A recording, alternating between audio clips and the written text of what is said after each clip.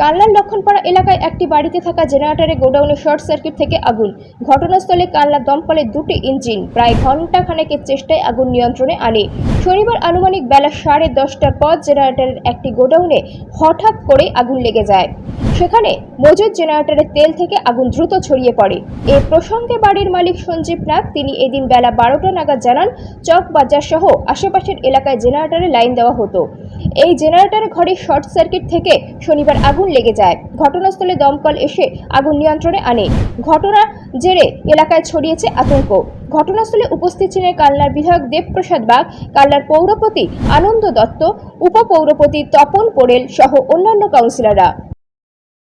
8 নম্বর ওয়ার্ডে আমাদের বাপন ভাই, ভালো নাম হচ্ছে গিয়ে সঞ্জীব নাগ, জেনারেটারের মূলত ব্যবসা এবং ইলেকট্রিকের বিভিন্ন কাজকর্ম করে। সম্ভবত ওই যেটা বললো যে আমাদের জেনারেটারের শর্ট সার্কিট পয়েন্ট থেকেই অগ্নিসংযোগটা হয়েছে। যে জেনারেটার থেকে অগ্নিসংযোগ ঘটেছে সেই জেনারেটারটাও নষ্ট হয়ে গেছে এবং পেছন দিক দিয়ে যে গোডাউন আছে গোডাউনের দিক দিয়েও আরেকটা জেনারেটার রয়েছে, দুটো জেনারেটার মোটর বাড়িতে, সেই জেনারেটারের ঘরেও আবার আগুন লেগেছে। যাই হোক, আমাদের দমকল বাহিনীর অত্যন্ত তৎপরতায় এখন আগুন মোটামুটি প্রায় নিয়ন্ত্রণে চলে এসেছে। আমাদের পৌরপতি থেকে শুরু করে আমাদের যুব সভাপতি, আমাদের ক্রীড়াপতি সভাপতি সন্দীপ বসু থেকে শুরু করে সকলে এখানে উপস্থিত রয়েছেন।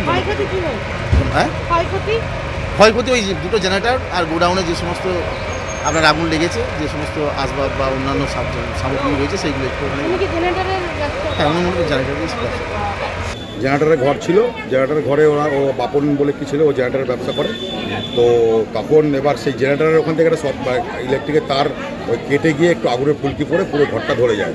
তো এরাও এলাকার ছেলে, আমাদেরই ছোটো ভাই, তবে ক্লাবেই থাকে। এই এলাকার সকল বাসী মিলে সবাই মিলে হচ্ছে কি এই আগুনটাকে এরা জল এবং বালি এবং ড্রেনের হদ এসব তুলে ব্যাপারটাকে মোটামুটি একটা স্টেবল কন্ডিশনে আনার চেষ্টা করেছি। খবর পাওয়া মাত্রই ঘটনাটা যখন আমি পৌরসভাতে ঢুকছি সেই মুহূর্তে দেখি দাও করে ধোঁয়া বেরোচ্ছে। সঙ্গে সঙ্গে এসে ফায়ার ব্রিগেডকে ফোন করি, ইলেকট্রিক সাপ্লাইকে ফোন করার পর তারা এসে তাদের মতো সেই ব্যবস্থাপনা শুরু করে এবং আমার এলাকার যারা ভাইরা আছে তারা প্রচণ্ড পরিমাণে পাশের থেকে ব্যাপারটাকে আগুন নিয়ন্ত্রণে মোটামুটি। কটা ইঞ্জিন এসছে?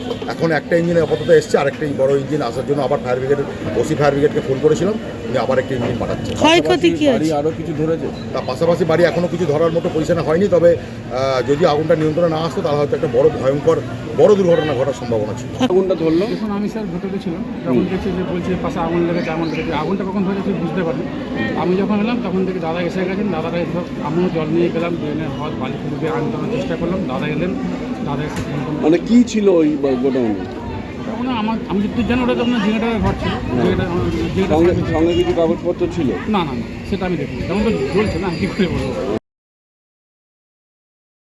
কাউন্সিলররা। কাল্লা থেকে রিটা ভট্টাচার্যের রিপোর্ট, সুন্দর বাংলা নিউজ।